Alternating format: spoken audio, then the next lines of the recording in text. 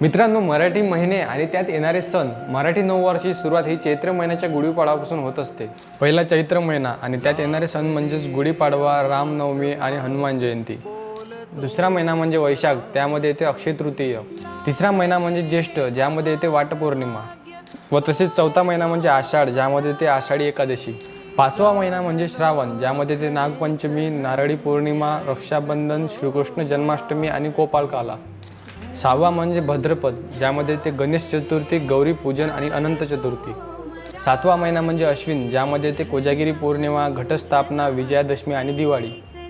आठवा कार्तिक, ज्यामध्ये ते बलिप्रतिपदा, भाऊबीज, कार्तिकी एकादशी, तुलसी विवाह आणि त्रिपुरारी पौर्णिमा.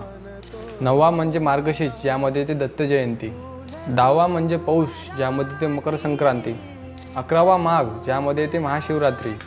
व तसेच शेवटचा म्हणजे फाल्गुन, ज्यामध्ये ते रंग